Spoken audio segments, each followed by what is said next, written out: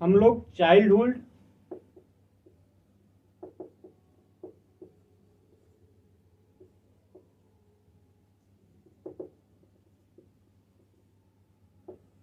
And growing up के बारे में इसके टॉपिक को पढ़ रहे हैं। बाल्यकाल का अर्थ एवं उसकी विशेषता, और एक शिशु को जो है पौध बढ़ने में किन किन चरणों से गुजरना पड़ता है उनके बारे में हम लोग इसके अगले वीडियो में देख चुके थे। हम लोग एक बार उसका भी रिवीजन कर लेते हैं। सबसे पहले आता है प्रारंभिक बाल्यकाल अथवा शिशुकाल। इसका जो एज होता है वह 0 से 5 वर्ष तक, 0 से 5 वर्ष तक होता है। और उसके बाद दूसरा आता है प्रारंभिक बचपन काल अथवा उसको बाल्यकाल बोलते हैं। आप इसको और इसको, इन दोनों में अंतर समझिएगा। बाल्यकाल, यहाँ पे प्रारंभिक बाल्यकाल लिखा है, जहां प्रारंभिक बाल्यकाल बोल दे तो वहां पर उसके एज को 0 से 5 वर्ष तक आपको रिलेट कर देना है। और 0 से 5 वर्ष के बीच में शिशु की जितनी भी एक्टिविटी होती है उन्हीं को आपको इसमें दर्शाना है, प्रारंभिक बाल्यकाल में, अथवा इसको शिशुकाल बोला जाता है। और जब बाल्यकाल केवल बोल दे तो आपको 6 से 12 वर्ष तक के, 6 से 12 वर्ष तक के एक्टिविटी, यानी 6 से 12 वर्ष की एक्टिविटी जो एक बच्चा करता है, 6 से 12 वर्ष में बच्चा स्कूल जाना स्टार्ट कर देता है। यहाँ से इसकी बौद्धिक विकास का प्रारंभ हो जाता है। बच्चा का जो है प्रारंभिक बाल्यकाल अथवा शिशुकाल में मातृभाषा का विकास होता है, उसकी शारीरिक विकास होता है। लेकिन बौद्धिक विकास की अगर हम लोग बात करें तो वह 6 से 12 वर्ष के बीच में ही होता है, जब वह विद्यालय जाना शुरू कर देता है। बच्चा इस समय तक सिर्फ एक ही भाषा सीख सकता है, 6 से 12 वर्ष तक में। और उसके बाद है किशोरावस्था, जिसको तना और तूफान का काल कहा जाता है। किशोरावस्था, जिसको तना और तूफान का काल कहा जाता है, इसका जो उम्र काल होता है वह 13 से 17 या 19 वर्ष तक, 17 या 19 वर्ष तक, ये भी याद रखना है आप सभी को। किशोरावस्था का उम्र काल कितना होता है? 13 से 17 या 19 वर्ष तक। उसके बाद आता है प्रौढ़ावस्था, ये लास्ट चरण है।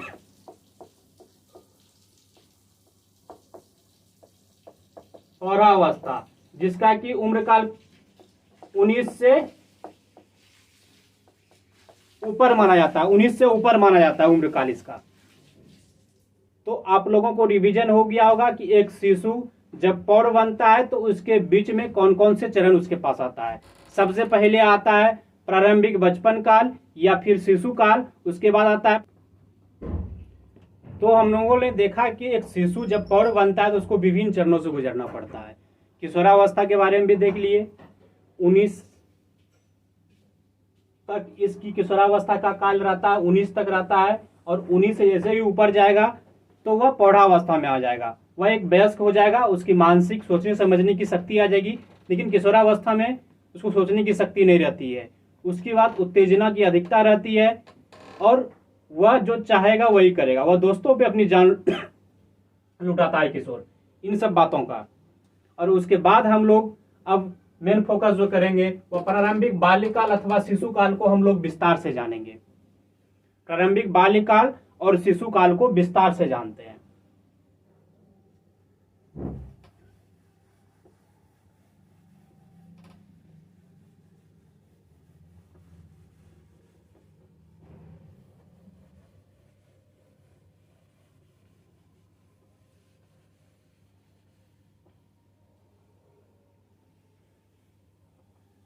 सबसे पहले हम लोग इसकी विशेषता को समझ लेंगे।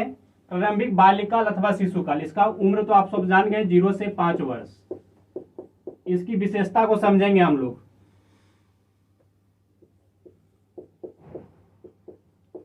इसकी विशेषता क्या है? इस काल में शिशु क्या करता है? खुद उठता है, खुद बैठता है और खुद चलना प्रारंभ करता है। उसी को हम लोग बाल्यकाल कहते हैं। स्वयं उठना, स्वयं बैठना एवं स्वयं चलना प्रारंभ करता है।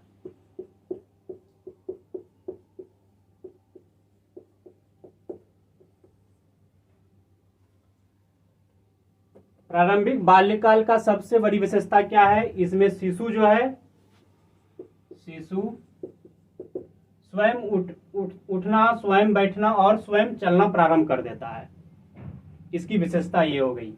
अब विभिन्न विद्वानों द्वारा भी यह कहा गया है कि शिशु काल में ही उनकी भविष्य की सारी जानकारी उपलब्ध हो जाती है कि बच्चा भविष्य में जाकर क्या बनेगा। हम लोग उस तथ्य को सत्य साबित करने के लिए कुछ विद्वानों का मतानुसार ले लेते हैं, यानी विभिन्न विद्वानों।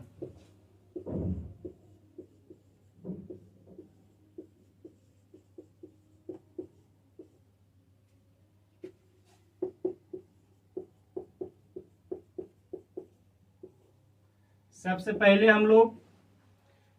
पहले हम लोग एडलर के मत को लेते हैं। एडलर क्या कहता है? एडलर बोलता है कि शिशु काल जो है वह जीवन ढंग को सिखाने का कार्य करता है, और उसके द्वारा कहा जाता है कि शिशु काल में ही जीवन के विभिन्न चरणों का नींव भी रखा जाता है। यह एडलर का मत है। क्या कहता है? शिशु काल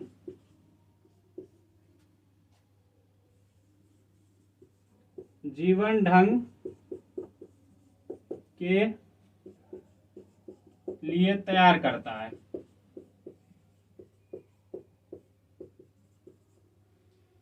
तथा आगे जीवन की नींव भी रखता है। यही एडलर का यह मत है। यही दूसरे जगह अगर हम लोग माने हरलॉक के मत को, तो हरलॉक बोलता है इसे कि शिशु काल जो है वह खतरनाक काल है। हरलॉक क्या कहता है? शिशु काल खतरनाक काल है।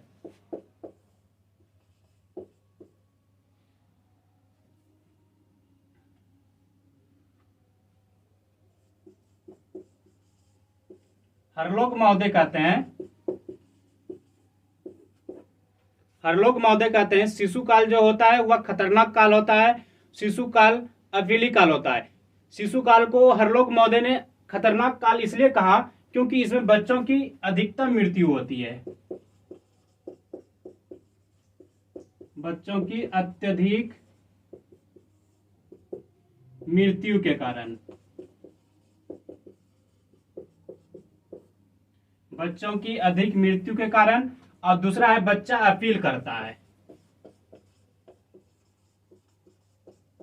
बच्चा अपील करता है। हम लोग अक्सर अपने समाज में या परिवार में देखते हैं कि बच्चों की अधिकतर मृत्यु हो जाती है। इसीलिए हरलॉक महोदय से खतरनाक काल कहते हैं। और दूसरे महीने से अपीली काल इसलिए कहा जाता है क्योंकि बच्चा हमेशा अपने परिवार वालों से अपील ही करता रहता है। कभी खिलौना मांगता है, तो कभी कुछ और, कभी टॉफी या कुछ और, यानी अपील करते रहता है।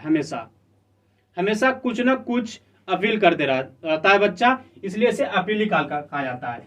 और बच्चा का जो एक मनोदशा होता है वह कलाकारों के लिए भी रोमांचक होता है, क्योंकि कलाकार को हंसने का मौका देता है। जब आप कभी परिवार में रहिएगा, बच्चों के बातों को सुनिएगा, तो आपके होठों पे मुस्कान ऑटोमेटिक आ ही जाएगी।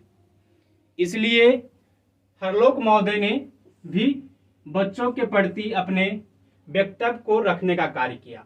उसके बाद हम लोग तीसरे नंबर पे देखेंगे।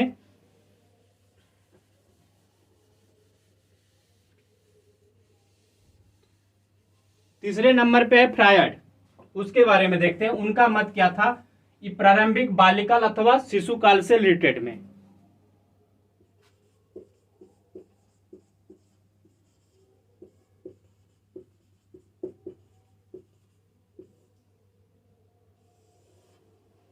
हरलॉक महोदय कहते हैं 4 से 5 वर्ष के उम्र में बच्चा वह सब कुछ बन जाता है जो उसे भविष्य में बनना रहता है। 4 से 5 वर्ष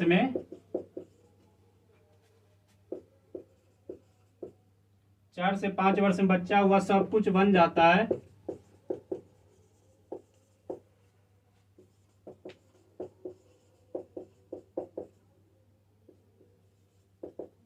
जो उसे भविष्य में बनना रहता है।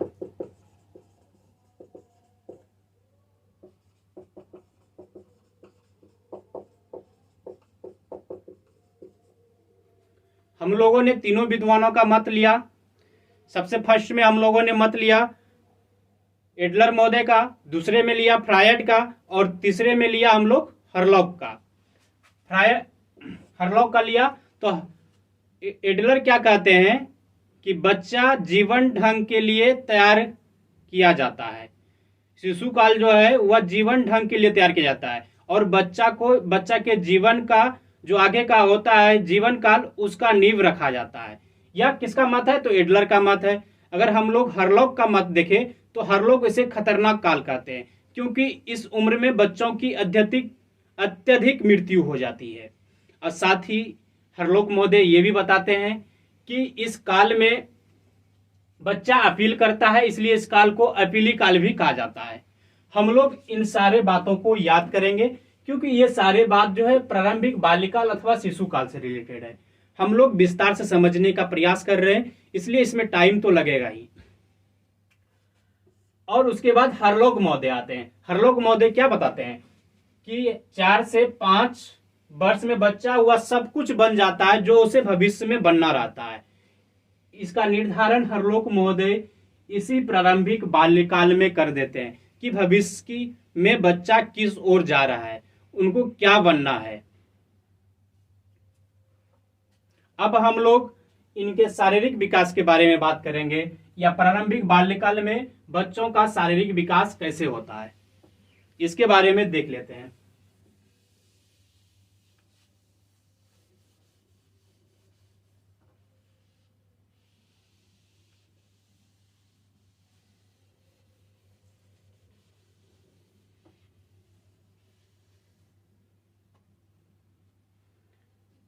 हम लोग सबसे पहले ये काम करेंगे कि एक एक पॉइंट को बारीकी से पहले हम लोग लिख लेते हैं।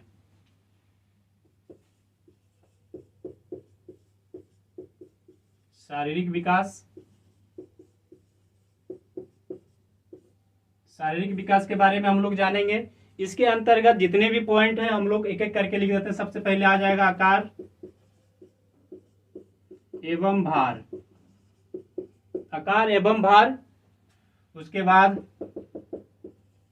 अनुपात में परिवर्तन,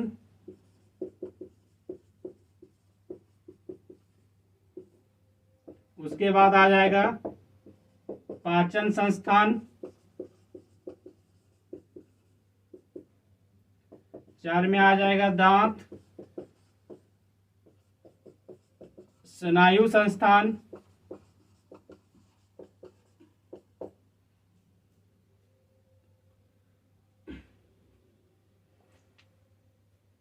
उसके बाद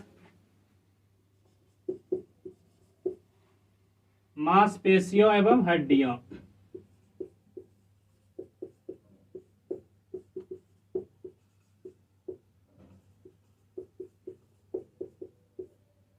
हम लोग इन्हीं 5 बिंदुओं पर निष्कर्ष निकालेंगे, या फिर हम लोग डिस्कशन करेंगे, उसके बाद निष्कर्ष भी निकालेंगे बच्चों का कितना विकास हुआ इन प्रारंभिक बाल्यकाल में 0 से 5 वर्ष के उम्र में शारीरिक विकास को लेकर। सबसे पहले है शारीरिक विकास में आकार एवं भार, आकार एवं भार। उसके बाद है अनुपात में परिवर्तन, उसके बाद है स्नायु संस्थान, पाचन संस्थान, दांत। इन सारे विषय में हम लोग बारीकी से अध्ययन करते हैं।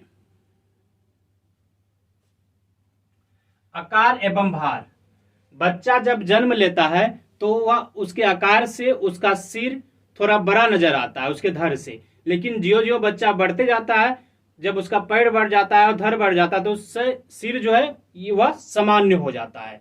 उसके बाद है बच्चा जन्म के समय जो है वह मात्र 7 पॉइंट का होता है, या फिर कहा जा सकता है जन्म के समय 7 से लेकर 16 पाउंड तक हो सकता है बच्चा का वजन।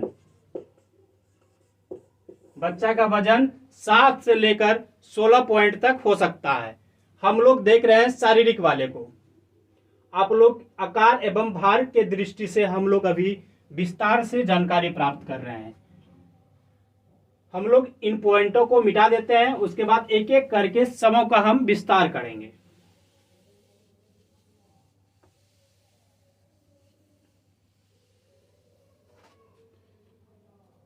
शारीरिक विकास में हम लोग देख रहे हैं आकार एवं भार को।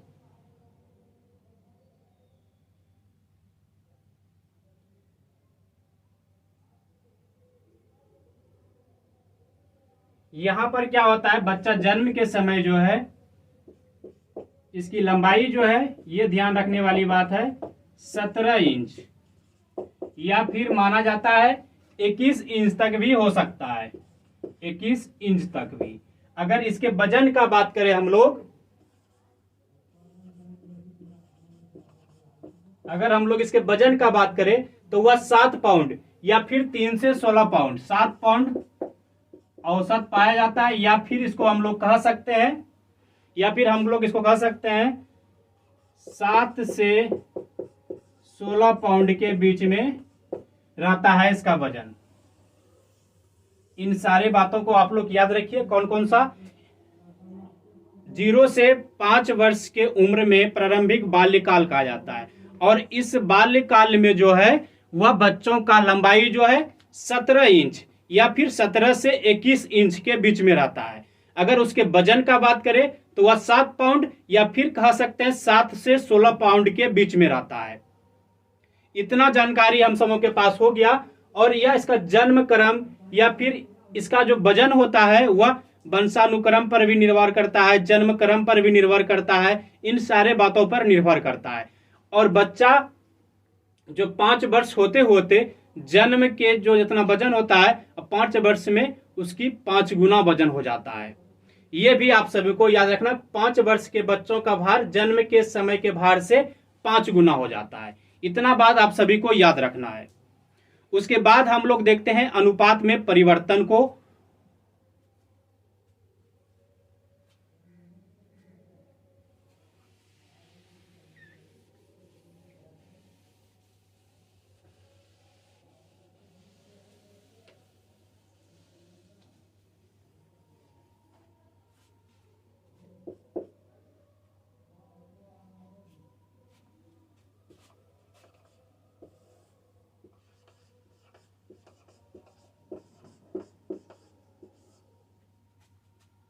अनुपात में परिवर्तन।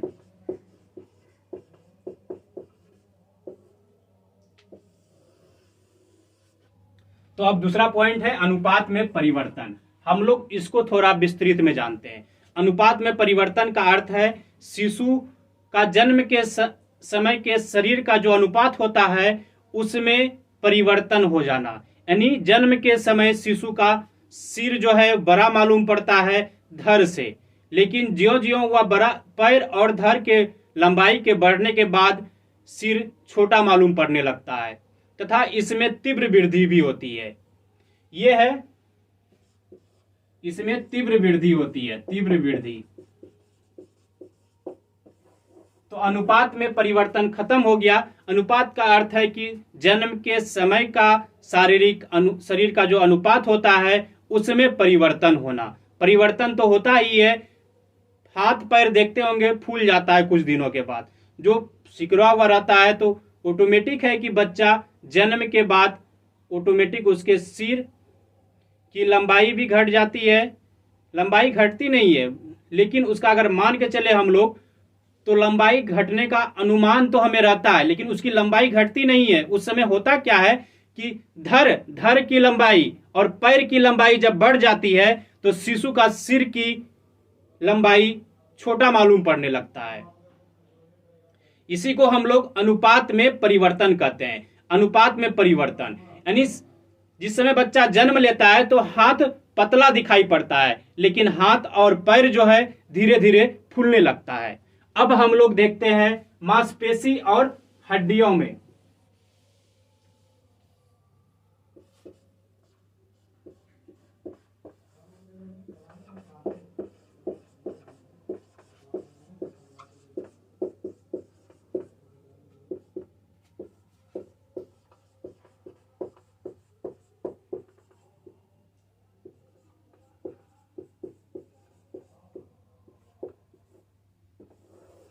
जीरो से 5 वर्ष के जो उम्र काल होता है, प्रारंभिक बचपन काल का या फिर शिशु काल का हम लोग कहते हैं, उस समय हड्डी और मांसपेशियों में भी तीव्र वृद्धि होती है। इस वृद्धि का अत्यधिक जो अनुमान लगाया जाता है वह वस्तु को पकड़ने लगता है बच्चा। जब मांसपेशी और हड्डियों में वृद्धि होती है तो बच्चा वस्तुओं को पकड़ने के लिए अग्रसर रहता है। अक्सर आप देखते होंगे बच्चा सबसे पहले क्या करता है, अपने हाथों से कुछ वस्तुओं को पकड़ता है और उसे अपने मुंह तक लेकर जाता है। आप कोई भी वस्तु ऐसा दे दीजिए बच्चों को, वह सबसे स्वाभाविक काम करेगा, पहले उसको पकड़ेगा, उसके बाद उसको डायरेक्ट जीभ के पास लेकर चल जाएगा। ये लोग हम लोग समझ चुके हैं मांसपेशी और हड्डियों का क्या अनुपात रहता है इसमें। उसके बाद हम लोग देखते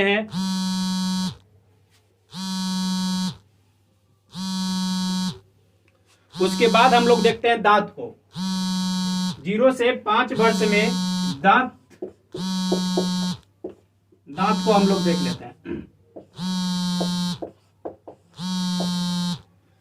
अक्सर बच्चों का जो है पहला दांत जो है 6 वर्ष के उम्र में, 6 वर्ष नहीं, 6 माह के उम्र में ही एक दांत निकल आता है। लेकिन किसी किसी का जो है क्या है कि 1 वर्ष के अंत तक में।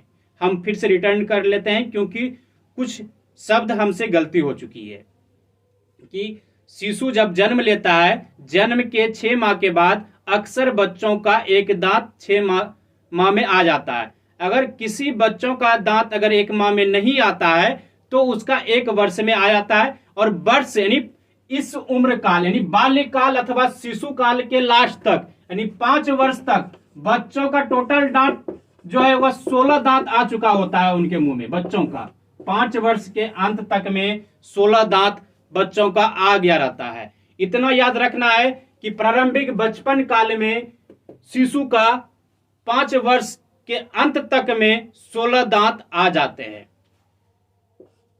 ये याद रखना है, 16 दांत आ जाते हैं।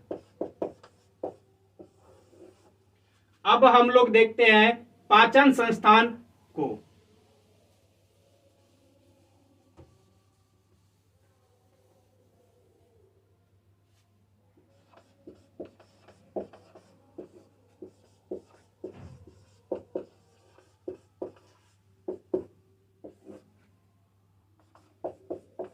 बच्चों का पाचन संस्थान जो होता है वह बहुत ही कोमल होता है, इसलिए डॉक्टर का भी सलाह रहता है कि बच्चों का पाचन संस्थान बहुत कोमल होता है। कुछ खराबी या कुछ ऐसी चीजें उन्हें नहीं खिला दिया जाए जिससे कि उनके पाचन तंत्र की गड़बड़ाने की संभावना बहुत ही अधिक होती है। इसलिए उसे भोजन के रूप में विशेष सावधानी बरतनी चाहिए। पाचन संस्थान का उसके बाद हम लोग देख लेते हैं स्नायु संस्थान के बारे में। पाचन संस्थान का भी इस काल में तीव्र वृद्धि होती है प्रारंभिक बचपन काल में। ये याद रखना है, प्रारंभिक बाल्यकाल में पाचन संस्थान का तीव्र वृद्धि होता है। अब हम लोग देखते हैं स्नायु संस्थान के बारे में।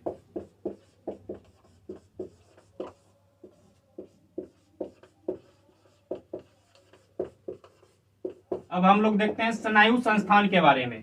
स्नायु संस्थान का जो है इस प्रारंभिक बाल्यकाल बोले या फिर अथवा शिशु काल बोले, इस काल में उसकी तीव्र वृद्धि हो जाती है जिससे बच्चा जो है सूंघने की उसमें कैपेसिटी आ जाती है। किसी भी वस्तु को अगर आप उसके पास लाइएगा तो वह सूंघ सकता है, वह किसी को पहचान सकता है, उनके ज्ञानेंद्रियों का विकास हो जाता है उस समय। इन सारे बातों का ध्यान अक्सर इस स्नायु संस्थान के द्वारा ही उनकी सारी क्रियाविधि का अनुमान बच्चों को लगाया जाता है। यानी बच्चों को सारी, किसी को अगर पहचानता है, अगर अपने वो नर्सों को पहचानता है, यानी परिवार वाले को पहचानता है, तो उसमें भी उनको कुछ ना कुछ एक्टिविटी यानी अपने माता पिता की चलने की एक्टिविटी उनके स्नायु संस्थान ही सूचना देता है कि ये तुम्हारी माता है, ये तुम्हारे पिता है। उनकी एक्टिविटी से पता चल जाता है बच्चों को कि हमारे माता है और पिता है। और इसमें मदद कौन करता है? तो स्नायु संस्थान करता है। इस बात को भी आप लोग याद रखिएगा। अब ज्ञानेंद्रियों की रचना भी अधिकतर इसमें हो जाती है। अब हम लोग देखते हैं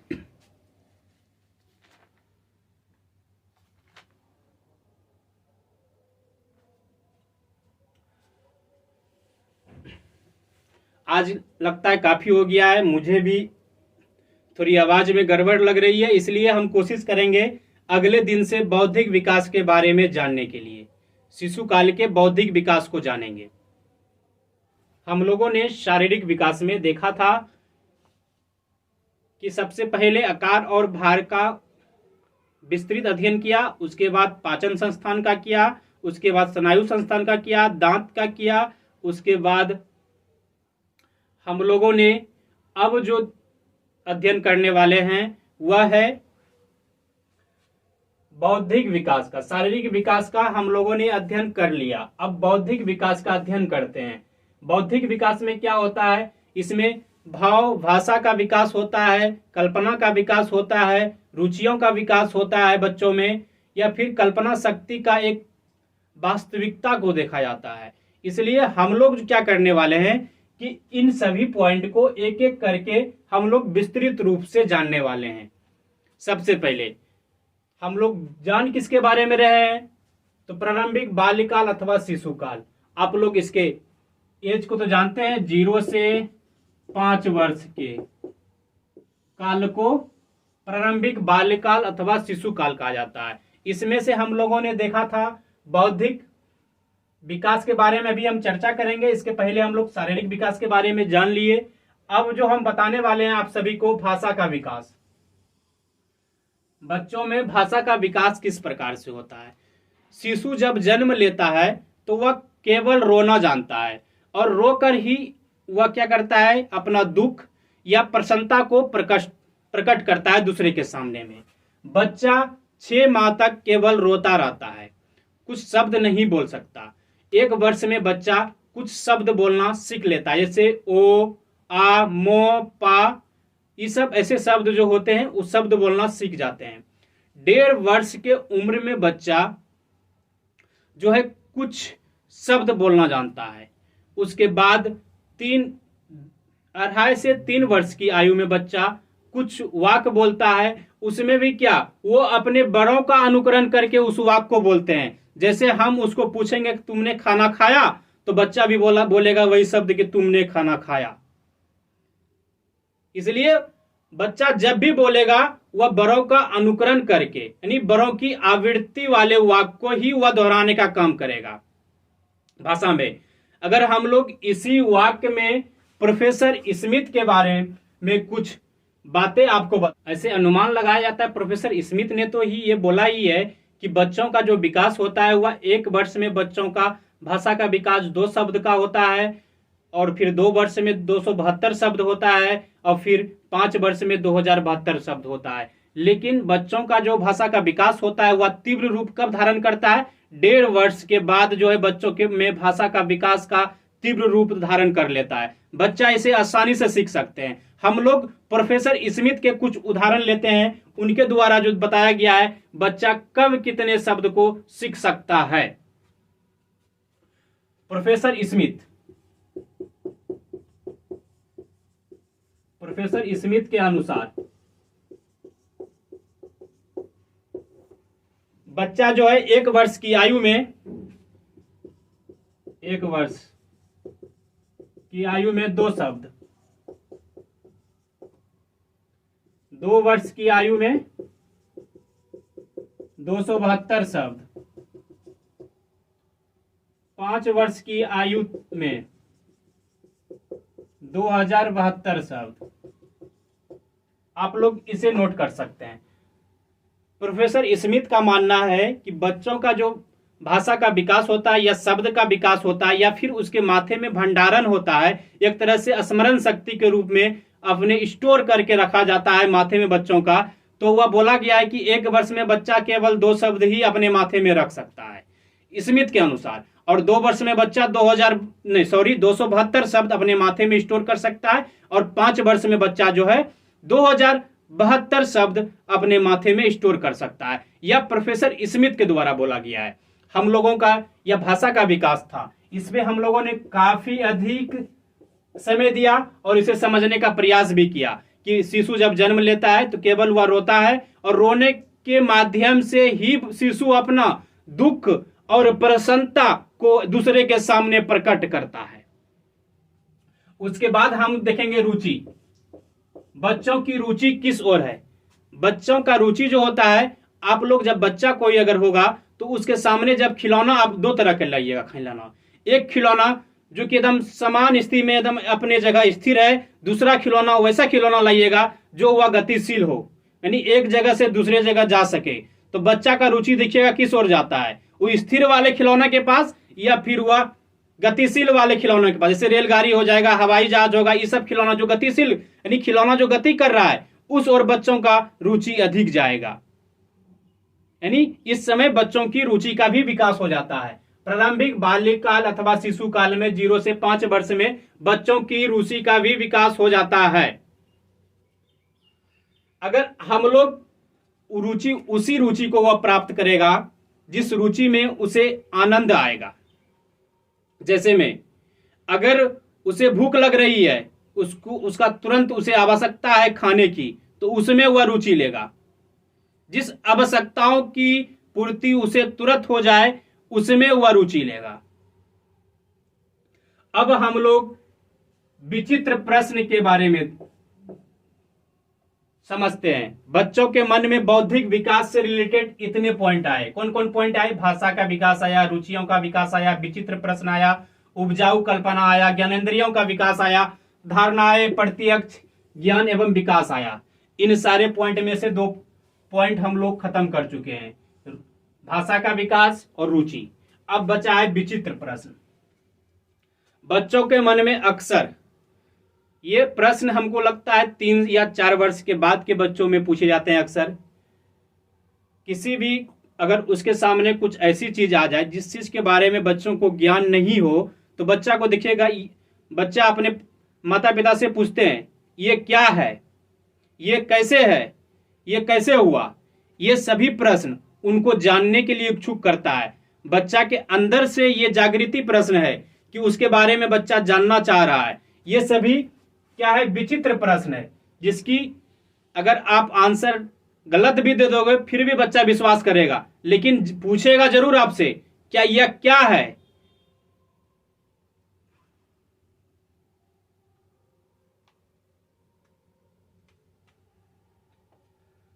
तो विचित्र प्रश्न के बारे में हम लोग ने सीख लिया कि बच्चा अक्सर प्रश्न पूछते रहता है, या क्या है, या किसने किया।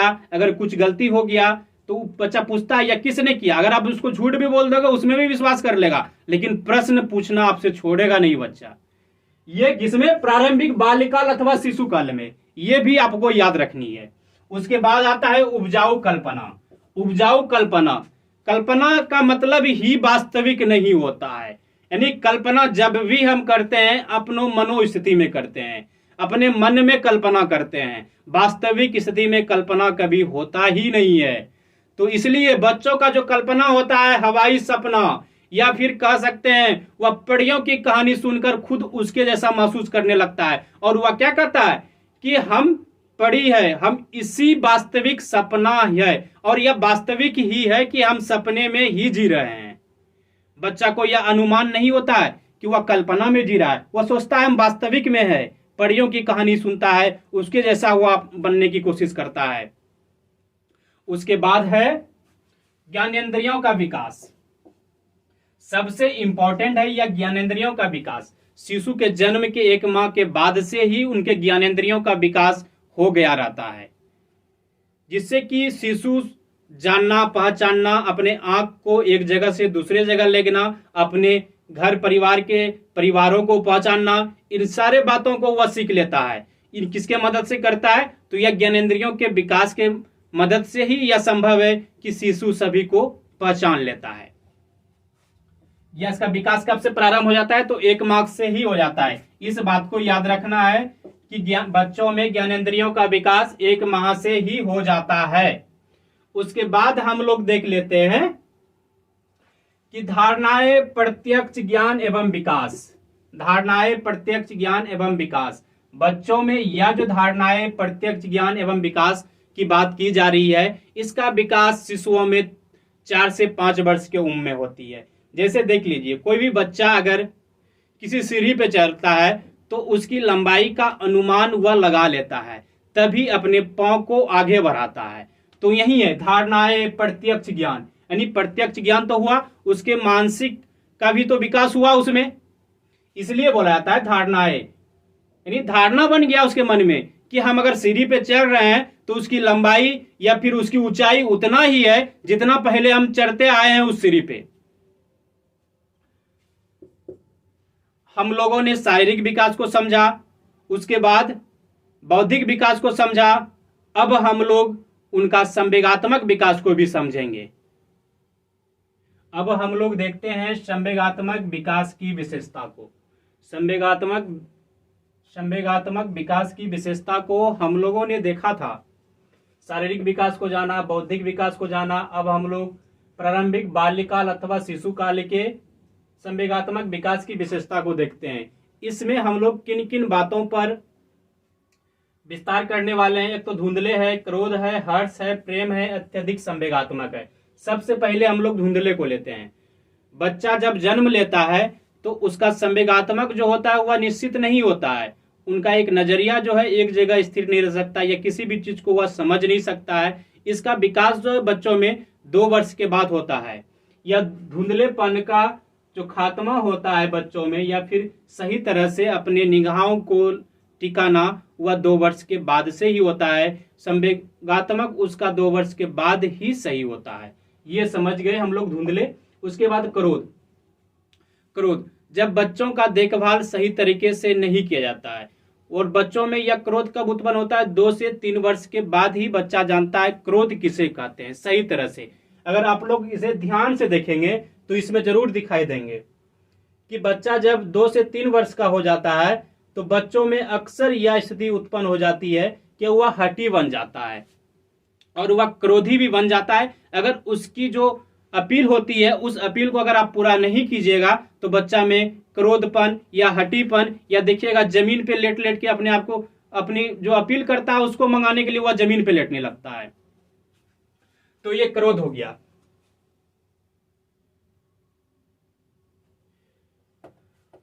क्रोध का अर्थ ही है, अगर हम लोग एक वयस्क के रूप में भी क्रोध के अर्थ को समझे, क्रोध किसी को आता क्यों है? जब तक उसके कामों में बाधा ना डाला जाए तो क्रोध किसी को नहीं आएगा। हम एक दूसरे के काम में हस्तक्षेप करते हैं तो उस समय क्रोध आता है। तो उसी तरह बच्चों का जो स्वतंत्रता होता है उसमें क्या करते हैं? वयस्क आदमी या उसके माता पिता उसमें हस्तक्षेप करते हैं या उसकी स्वतंत्रता को बाधा पहुंचाने का काम करते हैं। नहीं, बच्चा हमेशा स्वतंत्र रहना चाहता है और स्वतंत्र नहीं रहने देने के कारण बच्चों में क्रोध की भावना आती है। ये क्रोध का क्लियर हो गया आप सभी में? हम लोग पढ़ रहे हैं प्रारंभिक बाल्यकाल अथवा शिशुकाल, जिसका कि उम्र काल है 0 से 5 वर्ष।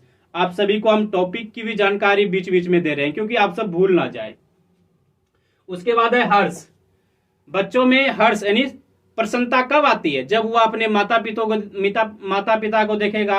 अपने नर्सों का अर्थ होता है उसके परिवार का लोग, ये नहीं कि अस्पताल वाले नर्स का संबंध यहाँ से नहीं है। यहाँ नर्स का संबंध है उसके परिवार के लोगों से। यानी जब बच्चा अपने माता पिता या परिवार के लोग या कह सकते हैं नर्सों को देखता है तो उसके मुख पे एक प्रसन्नता की भावना आती है या हर्ष उत्पन्न करता है। उसके बाद है प्रेम। ये प्रेम की भावना भी बच्चों में अपने माता पिता के ही प्रति रहती है 0 से 5 वर्ष तक में। ये भी आप लोग याद कर लीजिए। और अत्यधिक संवेगात्मक वाला जो बात है, ये संवेगात्मक बच्चों में तब आता है जब बच्चा 2 से 3 वर्ष की आयु में हो गया हो। 2 से 3 वर्ष की आयु में जब बच्चा हो जाता है तो उसमें अत्यधिक संवेगात्मक की भावना आती है। यानी हर एक चीज में वह अपने संवेग का अनुकरण निरीक्षण करते रहता है। इन सब बातों को समझिए।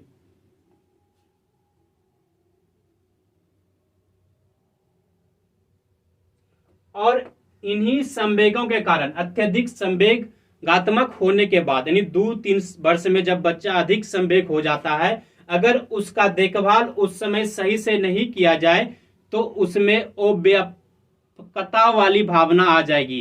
यानी उसकी शारीरिक जो बनावट होगी या फिर उसकी बौद्धिक बनावट या फिर चारित्रिक विकास जो होगा वह सही से नहीं हो पाएगा, जिससे कि उसके आगे का भविष्य भी खराब हो सकता है। इसलिए बच्चों का अत्यधिक संवेगात्मक के समय उसका बहुत अच्छे से ख्याल रखना चाहिए। हम लोगों ने 3 पॉइंट को देख लिया। किनका? प्रारंभिक बाल्यकाल या फिर हम लोग शिशु काल, जिसको 0 से 5 वर्ष कहते हैं, उसके 3 पॉइंट पे हम लोग विस्तार किए। इसके अंदर के पॉइंट को भी देखे, शारीरिक विकास देखे, बौद्धिक विकास देखे, संवेगात्मक विकास की विशेषताओं को भी हम लोगों ने देखा। अब जो है हम लोग इसके अंदर के और जितने भी पॉइंट हैं उनको भी देख लेंगे हम लोग। जैसे होता है सामाजिक विकास की विशेषता होता है, उसके बारे में भी हम लोग जानेंगे। हम लोगों ने देखा शारीरिक विकास की विशेषताओं को देखा, बौद्धिक विकास की विशेषताओं को देखा, संवेगात्मक विकास की विशेषताओं को देखा। अब हम लोग देखने वाले हैं सामाजिक विकास की विशेषताओं को। सामाजिक विकास की विशेषताओं को हम लोग देखने वाले हैं। इसके अंदर हम जो चर्चा करेंगे इन सारे प्रमुख बिंदु पर, वह आश्रित है, सामाजिक खेल है, लड़ाई झगड़ा है, मित्रता है। आश्रित, बच्चा जो है हमेशा अपने परिवार यानी माता पिता पे आश्रित होता है। बच्चा जो होता है वह 2 वर्ष तक बच्चा 2 वर्ष तक अकेले ही खेलता है और यह परिवार में ही रहता है। इतना याद रखना। आश्रित का मतलब है कि बच्चा अपने माता पिता पर आश्रित रहता है और वह 2 वर्ष तक परिवार यानी घर में ही खेलता है। उसके बाद है सामाजिक खेल। सामाजिक खेल, बच्चा सामाजिक खेल कब से स्टार्ट करता है? हम लोगों ने आश्रित में देखा कि बच्चा 2 वर्ष तक घर में ही रहता है, तो 3 वर्ष से स्टार्ट करता होगा। बच्चा जो है 3 वर्ष से समाज में खेलना प्रारंभ कर देता है। और क्या करता है? इस 3 वर्ष में बच्चा अपना 2 मित्र बनाता है जिसके साथ वह खेलता है। सामाजिक खेल में बच्चा अपना 2 मित्र बनाता है जिसके साथ बच्चा खेलता है।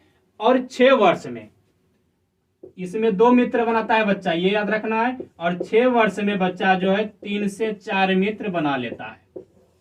6 वर्ष में बच्चा 3 से 4 मित्र बना लेता है, ये याद रखना है। और कभी कभी क्या करता है बच्चा, अपना एक अलग मित्र चुन लेता है और सभी मित्रों का त्याग कर देता है। इतना तो कन्फर्म हो गया। सामाजिक खेल बच्चा कब खेलना स्टार्ट करता है? 3 वर्ष से स्टार्ट करता है बच्चा खेलना सामाजिक खेल। और 3 वर्ष में बच्चा का 2 मित्र रहता है, 6 वर्ष में 3 से 4 मित्र रहता है। ये याद हो गया आप सभी को इतना। उसके बाद हम लोग देखते हैं बच्चा लड़ाई झगड़ा करना कब स्टार्ट करता है।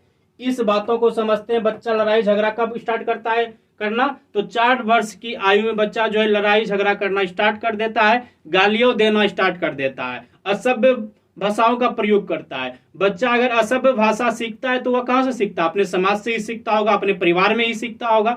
और उन्हीं असभ्य भाषाओं का वह प्रयोग 4 वर्ष की आयु में करना प्रारंभ कर देता है। 4 वर्ष की आयु में प्रारंभ कर देता है इन्हीं का। उसके बाद है मित्रता। बच्चा जो मित्रता करता है वह 5 वर्ष की आयु में करता है आकर। और ये जो मित्रता होती है, ये मित्रता एकदम परस्पर अपने स्वार्थ को रखकर किया जाता है। यानी उसके पीछे कुछ न कुछ उसका स्वार्थ अवश्य ही होगा उस बच्चे का, जिससे वह मित्रता करता है। अगर किसी को सहायता भी बच्चा पहुंचाता है तो चाहता है कि उसके बदले में हमको कुछ सहायता मिले, तभी बच्चा सहायता पहुंचाता है।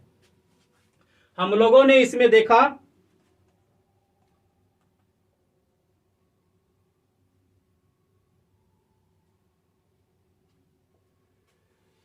शारीरिक विकास के बारे में, बौद्धिक विकास के बारे में, संवेगात्मक विकास के बारे में, सामाजिक विकास की चर्चा भी हो रही थी। इसमें हम लोग आश्रित के बारे में देखे, सामाजिक खेल के बारे में देखे, लड़ाई झगड़ा के बारे में देखे और मित्रता के बारे में देखे।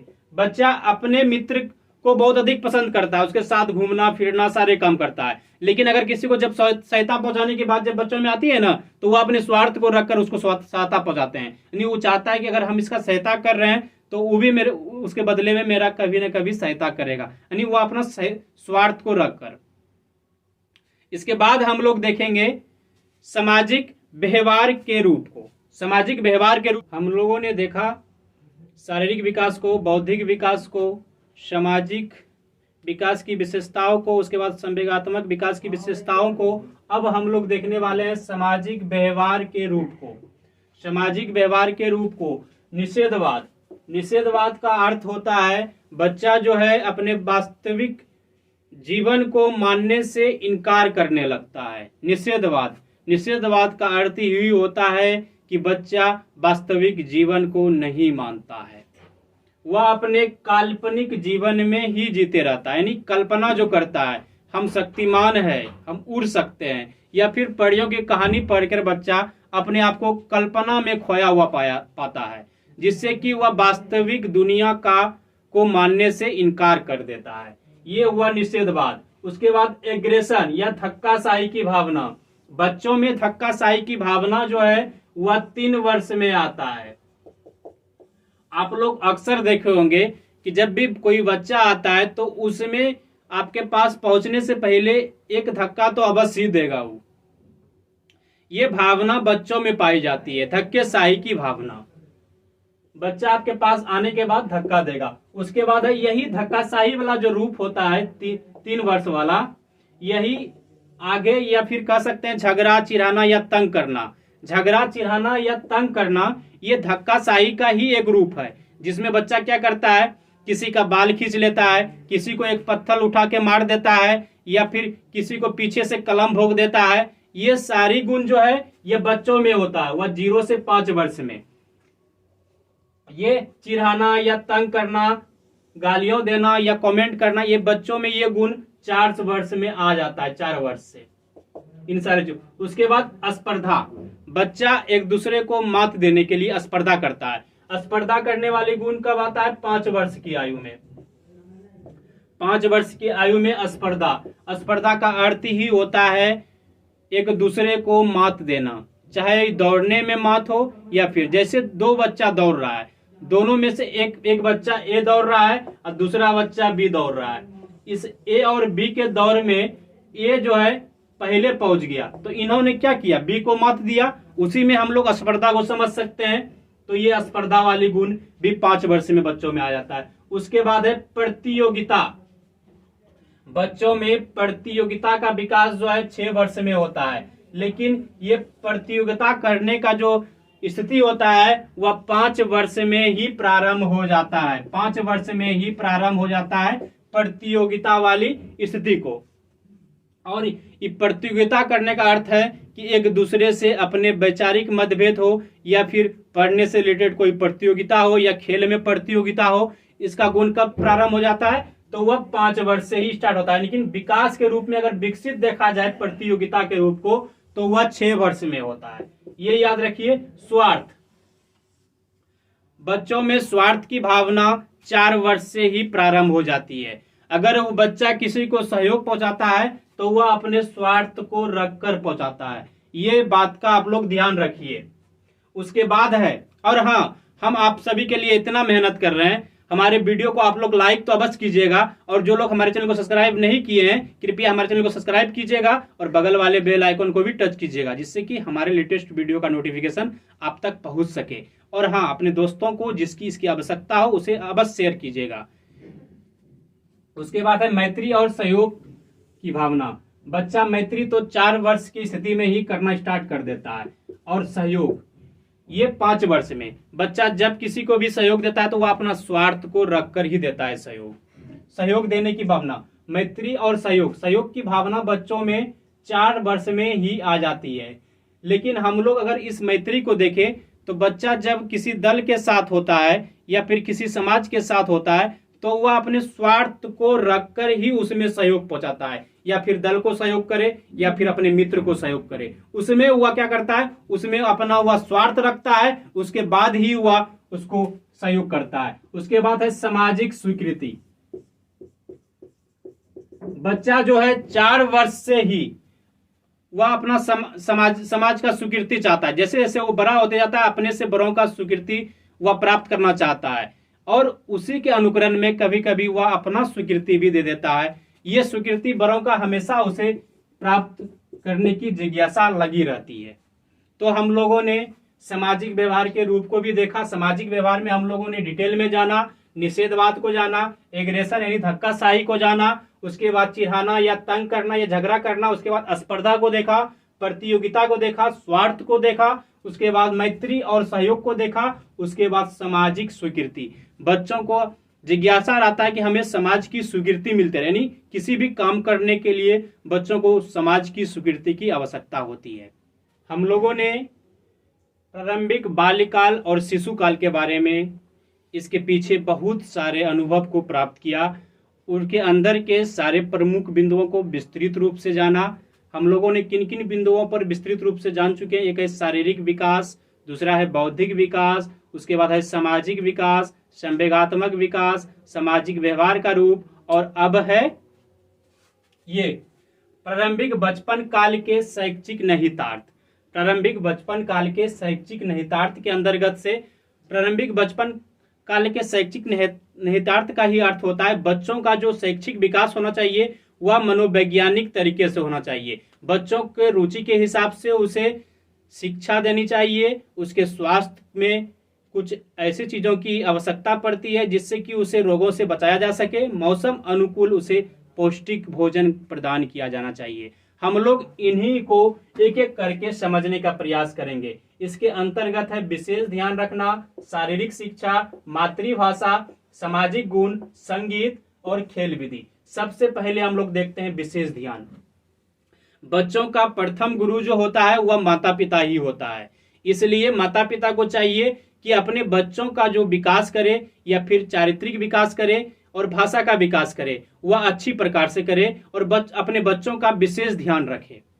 ये विशेष ध्यान रखने की बात उसके माता पिता को कहा जाता है, क्योंकि बच्चों का प्रथम गुरु वही होता है। और अध्यापक को भी चाहिए कि जब बच्चा विद्यालय में रहे तो उसके चरित्र का विकास अच्छी प्रकार से होना चाहिए, उसके नैतिक का विकास अच्छी प्रकार से होना चाहिए। इन विशेष ध्यान उसके माता पिता को रखना है, विद्यालय में अध्यापक को रखनी है बच्चों के लिए। उसके बाद शारीरिक शिक्षा, विद्यालय में चाहिए अध्यापक को कि बच्चों के लिए शारीरिक शिक्षा होनी चाहिए। उसके लिए उसे योगा कराना चाहिए, उसके लिए उसे पौष्टिक भोजन की आवश्यकता हो, जिससे कि शारीरिक विकास होगा तभी बच्चों का शैक्षिक विकास हो पाएगा सही से। जब तक शरीर स्वस्थ नहीं रहेगा तो बच्चों की शिक्षा भी सही से नहीं हो पाएगी। इसलिए कहा जाता है आपकी अगर शरीर स्वस्थ है तो आपकी शिक्षा भी स्वस्थ होगी। उसके बाद हम लोग देखते हैं मातृभाषा को। बच्चा मातृभाषा को सीखने का प्रयास अपने जन्म के 1 वर्ष के बाद ही कर देता है। और वह मातृभाषा कहाँ से सीखता है? तो अपने माता पिता से सीखता है, जहाँ पे रह रहा है उसके अगल बगल अपने समाज से सीखता है बच्चा। अगर इसी मातृभाषा में बच्चे को शिक्षा दी जाए, अगर इसी मातृभाषा में बच्चे को शिक्षा दी जाए तो स्वाभाविक सी बात है बच्चों को ये शिक्षा समझ में अधिक आएगी। और जहां पर समझ में नहीं आएगी बच्चा अपने मातृभाषा में इस प्रश्न को पूछ सकता है।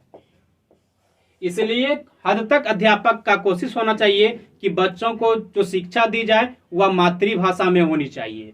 उसके बाद है सामाजिक गुण। विद्यालय में अध्यापक को चाहिए, शैक्षिक निहितार्थ का ही मतलब है कि शिक्षा से संबंधित जितने भी विकास बच्चों में होने चाहिए उसमें विद्यालय में अध्यापक को चाहिए कि बच्चों के अंदर सामाजिक गुण का विकास करे, जिससे कि बच्चा समाज में चल सके, बोल सके, अच्छे से अपने दायित्व का निर्वाह कर सके। उसके बाद है संगीत। बच्चों को जो है संगीत के रूप में, यानी बच्चों का पार्श्विक विकास करने के लिए बच्चों को संगीत की आवश्यकता आवश्यक है। इसलिए अध्यापक को चाहिए बच्चों को संगीत के रूप में शिक्षा देने के लिए। उसके बाद सबसे अधिक है खेल विधि। उसके बाद सबसे अंतिम में है खेल विधि। बच्चों की शिक्षा जो होनी चाहिए वह खेल विधि के प्रकार से, यानी खेल खेल में बच्चों को शिक्षा देनी चाहिए। ऐसा करना चाहिए कि एक टीम बना देना चाहिए बच्चों का, उनमें से उसको गिनती भी सिखाना चाहिए कि तुम्हारे टीम में कितने लोग हैं। ये सभी खेल विधि का प्रयोग बच्चों को शिक्षा के लिए अवश्य करना चाहिए। अब हम लोगों ने प्रारंभिक बाल्यकाल अथवा शिशुकाल के सभी बिंदुओं को हम लोग बारीकी से देख लिए। और लास्ट में हमारा कुछ एक तरह से आप सभी के लिए निष्कर्ष है कि हम लोगों ने कोशिश किया सबसे शुरुआत से कि बाल्यकाल के अर्थ को समझा। हम लोगों ने बाल्यकाल क्या कहता है? एक शिशु जो कल प्रौढ़ बनेगा उसको विभिन्न चरणों से गुजरना पड़ता है। उन्हीं चरण को से गुजरने के क्रम में हम लोगों ने ये प्रारंभिक बाल्यकाल या फिर शिशु काल, जिसका उम्र क्या है 0 से 5 वर्ष है, इसमें हम लोगों ने क्या क्या देखा? एक तो देखा शारीरिक विकास, यानी बच्चों का शारीरिक विकास। बच्चा जन्म के समय उसका सिर जो है बड़ा होता है, धड़ छोटा लगता है। ज्यो ज्यो धड़ और पैर की लंबाई बढ़ती है, सिर अपने समान अनुपात में आ जाता है, यानी सिर छोटा दिखाई मालूम होने लगता है। उसके बाद हम लोगों ने देखा बौद्धिक विकास, भाषा का विकास। बच्चों में भाषा का विकास कब होता है? तो अगर प्रोफेसर स्मिथ के अनुसार बच्चों में भाषा का विकास 1 वर्ष में 2 शब्द का होता है, और 2 वर्ष में 272 शब्द, और 5 वर्ष में 2072 शब्द का विकास हो जाता है बच्चों में। उसके बाद हम लोगों ने देखा संवेगात्मक का विकास, जिसमें कि हर्ष आया, उसके बाद क्रोध आया, इसमें प्रेम आया, सारे बातों को हम लोगों ने देखा। उसके बाद हम लोगों ने देखा सामाजिक विकास की विशेषताओं को, जिसमें बच्चा समाज में खेलता है या फिर वहां की स्पर्धा करता है, सामाजिक व्यवहार के रूप को देखा। और अभी हम लोगों ने देखा प्रारंभिक बचपन काल के शैक्षिक निहितार्थ को, जिसमें कि बच्चों के शिक्षा से संबंधित सारे जानकारी दिए गए थे। आज हम लोगों ने प्रारंभिक बाल्यकाल के सारे प्रमुख बिंदुओं को हम लोगों ने विस्तार से देख लिया है। इसके आगे हम लोग देखेंगे उत्तर बचपन काल या फिर बाल्यकाल के बारे में। अगर आप लोगों को हमारा यह वीडियो अच्छी लगी हो तो इसे लाइक अवश्य कीजिएगा और अपने दोस्तों में शेयर कीजिएगा। और जिन लोगों ने अभी तक हमारे चैनल को सब्सक्राइब नहीं किए हैं, कृपया हमारे चैनल को सब्सक्राइब कर लीजिएगा और बगल वाले बेल आइकन को दबाइए, जिससे कि हमारे वीडियो का लेटेस्ट नोटिफिकेशन आप तक पहुंच सके। तब तक के लिए आप सभी को जय हिंद और धन्यवाद भी। मिलेंगे अगले क्लास में।